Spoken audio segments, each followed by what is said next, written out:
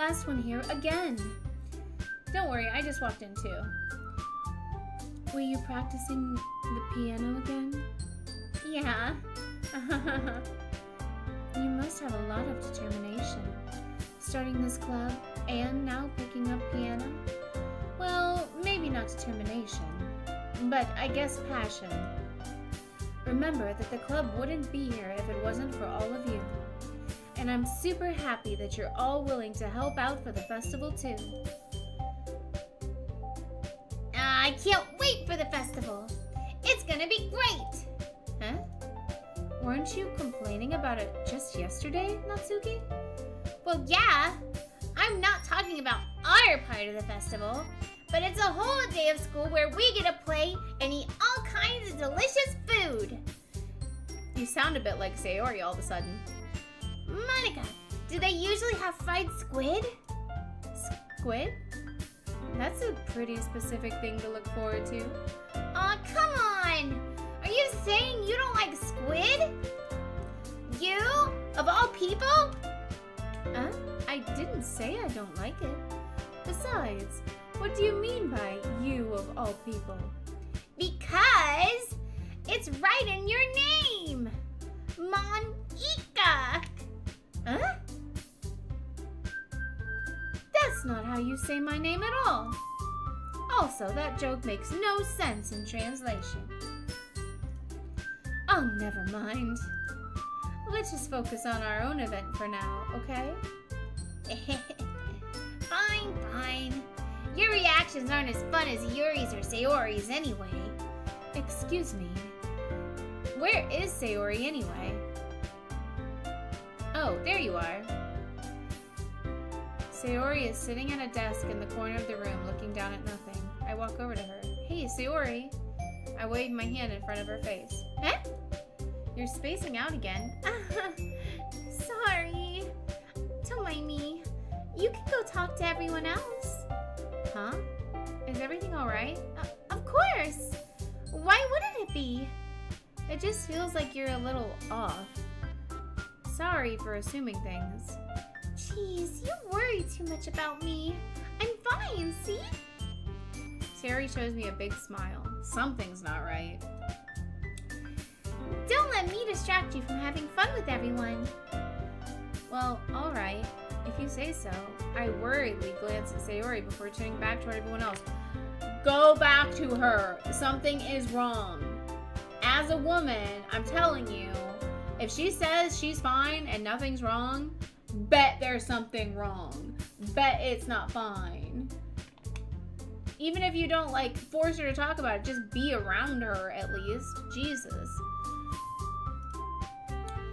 But the conversation is already dispersed with everyone back at their usual activities. Maybe I should ask Monica if she's noticed anything about Sayori recently. Since they've been preparing for the festival, they must be spending a lot of time together.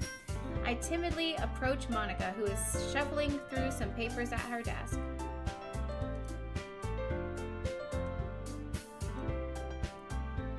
Girthmaster, what's up? Oh my gosh, Falls. Hey, this might sound a little strange, but have you noticed anything up with Sayori recently? Anything up with her? In what way do you mean? Maybe I'm reading into it a little too much, but she seems a bit downcast today. Oh, you think so? I can't say I've noticed anything about her. Monica peers across the room at Sayori, who is idly dragging a rubber eraser up and down her desk. Maybe there is something on her mind. But I'm surprised I'm not the one asking you, Girthmaster. You certainly know her a lot better than I do. Yeah, but she's never really like this. She's always talked to me about things that bothered her. But this time when I asked her, she was really dismissive. Sorry, I know it's not your problem. I just wanted to ask if you knew anything, so I'll drop it for now. No. It's important to me too. I mean, I'm also friends with her. And I also care about the well-being of my club members, you know? Maybe I'll try talking to her myself. Are you sure about that? She seemed like she wanted to be left alone. Are you sure? Maybe she just had a hard time bringing it up with the person of interest. Bringing it up with the person of interest? Person of interest? What do you mean by that? I'm saying that maybe the thing on her mind is you, Girthmaster. Me? How on earth would you come to that conclusion? Well, you probably shouldn't say too much, but Sayori talks about you more than anything else, you know? Huh? She's been so much happier ever since you joined the club. It's like an extra light was turned on inside of her. What? No way. Sayori is always like that. She's always been full of sunshine. It's not any different now than it's always been. You're so funny, Girthmaster. Have you thought that maybe you've always seen her as so cheerful? Because that's just how she is when she's around you? Monica's speaking them truths right now. She's dropping truth bombs. You better fucking take some furious notes. Take some furious notes, because that is facts. I said too much. I'm sorry. What do I know anyway? I didn't mean to jump to conclusions. You should just forget about what I said. I'll try to talk to her, so try not to think about it for now. Alright. Monica smiles meaningfully. I know she said to forget about it, but I already know that I won't be able to get her words out of my head. Monica stands up from her desk and walks across the room to where Sayori is sitting.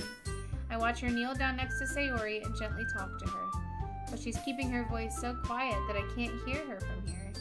I sigh and sit myself down. I know Sayori told me not to worry about her and to have fun with everyone else, but that's impossible to do when she's behaving like this. Exactly how much do I care about her that I'm letting this weigh me down so much? Now it feels like I'm the one behaving out of the ordinary, but there's nothing I can do besides wait for Monica. Okay, everyone. After some time passes, Monica calls out to the club room. Why don't we share our poems now? Before I know it, everything is back to normal. Everyone goes to retrieve their poems, and I do the same. I make eye contact with Monica, and she smiles at me. I wonder what she was talking about with Sayori. I do too. I'm going to show my poem to Sayori first. My girl! My girl!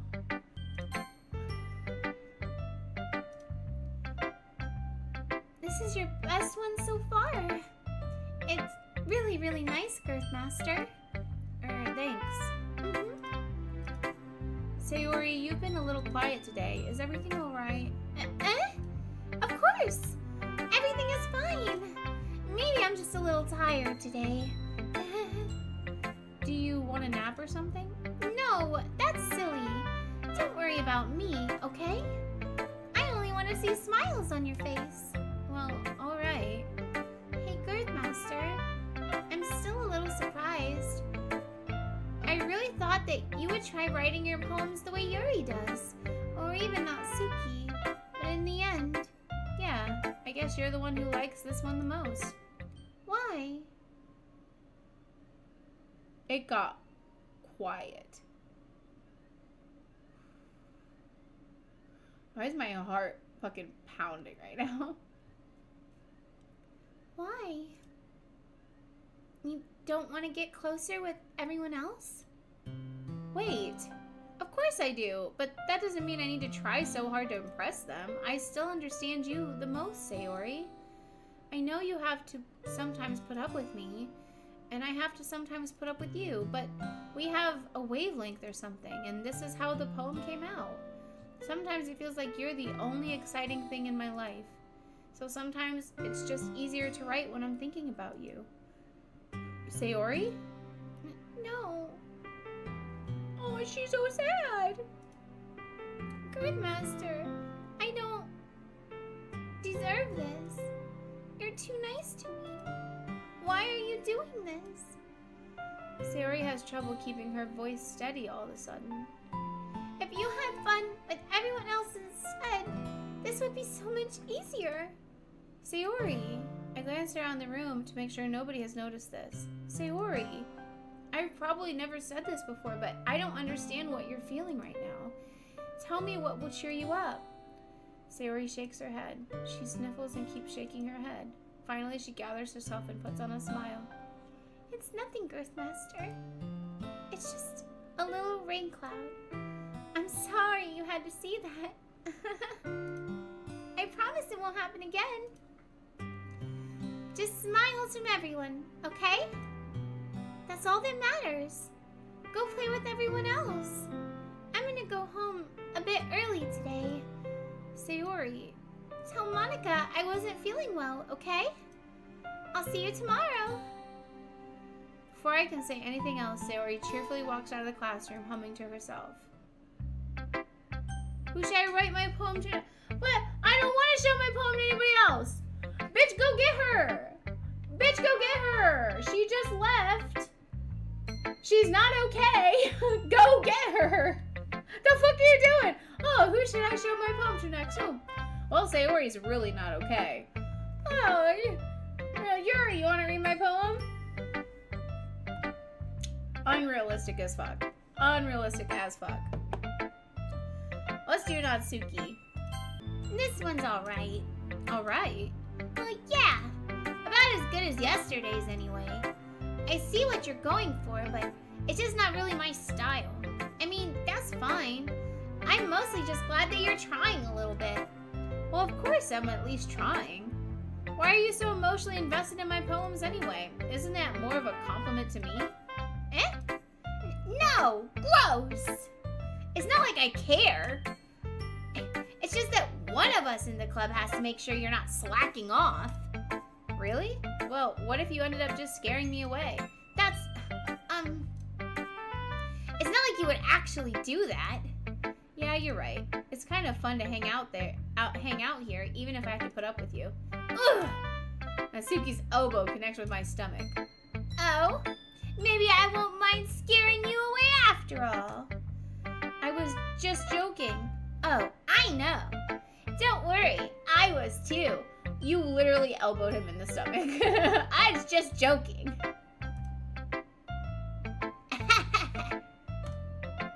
How the hell do you call that a joke? Exactly! Exactly! Crazy! That seriously hurt. Well, maybe it was funny to her. I guess that's kind of the point. I should really just watch my mouth around Natsuki. Anyway, Natsuki holds her poem out to me like nothing even happened. I'll be your beach. I'll be your beach. Your mind is so full of troubles and fears that diminished your wonder over the years. But today I have a special place, a beach for us to go. A shore reaching beyond your sight, a sea that sparkles with brilliant light. The walls in your mind will melt away before the sunny glow. I'll be the beach that washes your worries away. I'll be the beach that you daydream about each day. I'll be the beach that makes your heart leap in a way you thought had left you long ago. Let's bury your heavy thoughts in a pile of sand, bathe in sunbeams and hold my hand, wash your insecurities in the salty sea and let me see you shine. Let's leave your memories in a footprint trail, set you free in my windy sail, and remember that reasons you're wonderful when you press your lips to mine. I'll be the beach that washes your worries away. I'll be the beach that you daydream about each day.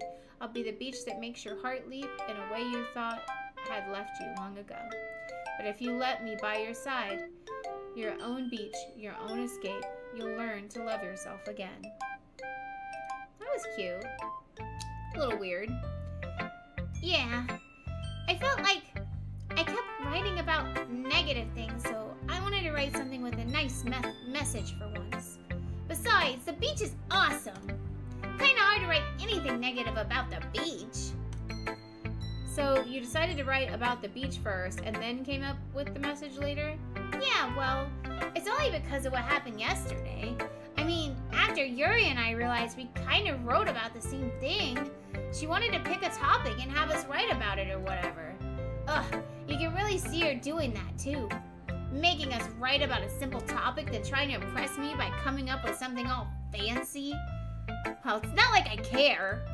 I just did it anyway. I mean, I guess mine ended up being kind of metaphorical too, but there's nothing wrong with doing that once in a while. At the very least, it was good practice. I kind of want to do Monica and save Yuri for last just to see what would happen, but I'm not going to. Well done, Girthmaster. You've definitely improved your writing over the course of these few days. Has my advice been helpful to you? Yeah, definitely. I'm glad. Sharing our writing like this, it's a lot more fun and rewarding than I anticipated. I need to remember to thank Monica.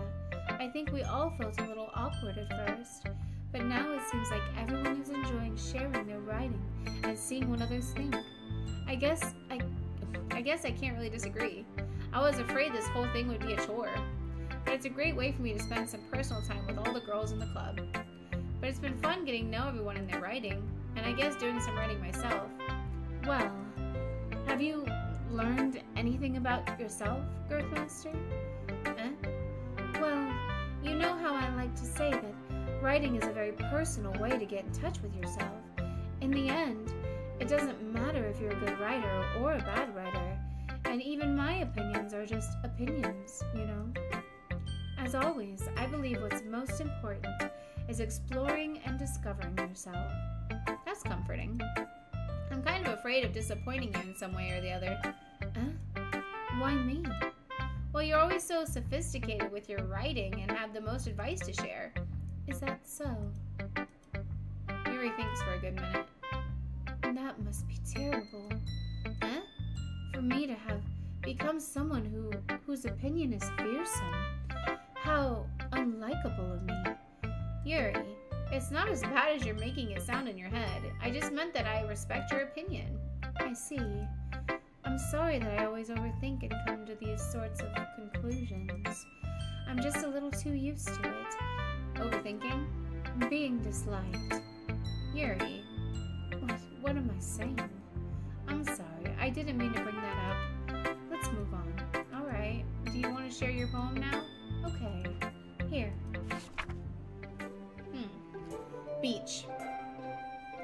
A marvel millions of years in the making, where the womb of Earth chaotically meets the surface, under a clear blue sky, an expanse of bliss, but beneath gray rolling clouds, an endless enigma. The easiest world to get lost in is one where everything can be found. One can only build a sandcastle where the sand is wet, but where the sand is wet, the tide comes. Will it quickly lick at your own foundations until you give in?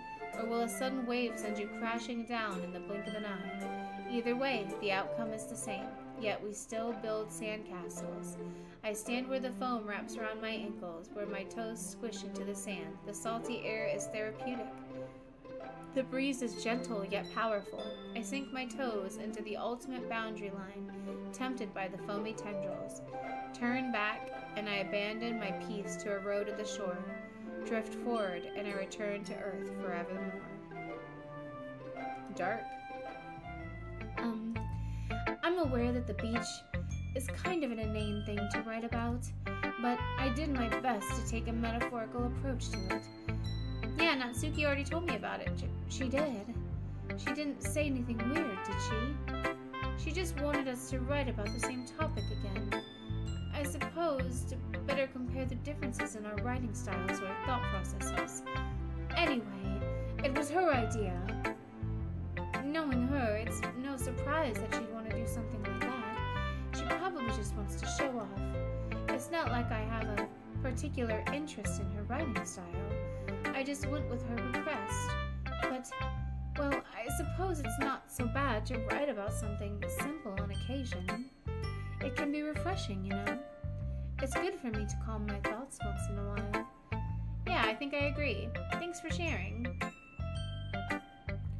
Well, there's only one left. Hi, Girthmaster. Have you thought about what you want to submit to perform at the festival? Well, being in this club is one thing, but performing in front of a bunch of people, I'll have to give it some more thought. Okay, no pressure. But whatever you do, I'm sure it will turn out great. It would also make me happy to see. Anyway, let's take a look at today's poem. Sure. I let Monica take the poem I'm holding in my hands. It's kind of funny. How so? No, not the poem. I mean, it's funny how your poems and Sayori's poems have been getting more and more similar to each other every day. I'm surprised you're so in sync with her. Then again, you've been spending a lot of time together lately, haven't you? I guess you could say that. Although we kind of grew up as best friends, I haven't been seeing as much of her this past year. But since I joined the club, we've been spending a lot of time together again. I see. That that reminds me. About how Sayori's been a little bit off today. Yeah, did she tell you something? Well, Girthmaster, you haven't been flirting with her, have you? Of course not. I've been treating her like I always do. Alright, just making sure. I know how much you care about her. It would be terrible if something bad happened to her. So keep an eye on her. What the fuck? Sayori's been acting so much happier ever since you joined the club. What could have happened all of a sudden? Well, never mind. This really isn't the time to be talking about this. Anyway, I'll share my poem with you now, alright? Alright. The Lady Who Knows Everything. An old tale tells of a lady who wanders Earth, the lady who knows everything, a beautiful lady who has found every answer, all meaning, all purpose, and all that was ever sought. And here I am, a feather, lost adrift in the sky, victim of the currents of the wind. Day after day I search with little hope, knowing legends don't exist. But when all else has failed me, when all others have turned away, the legend is all that remains, the last dim star glimmering in the twilight sky. Until one day, the wind ceases to blow.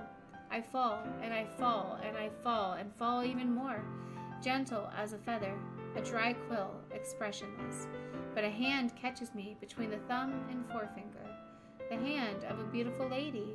I look at her eyes and find no end to her gaze.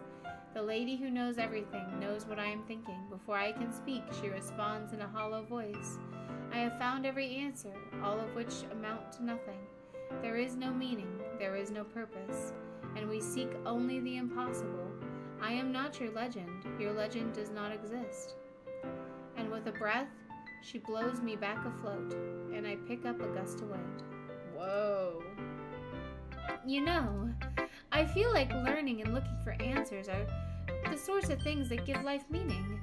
Not to get too philosophical or anything, but it was kind of on my mind, so that's what I wrote about. I see. I never really put much thought into it.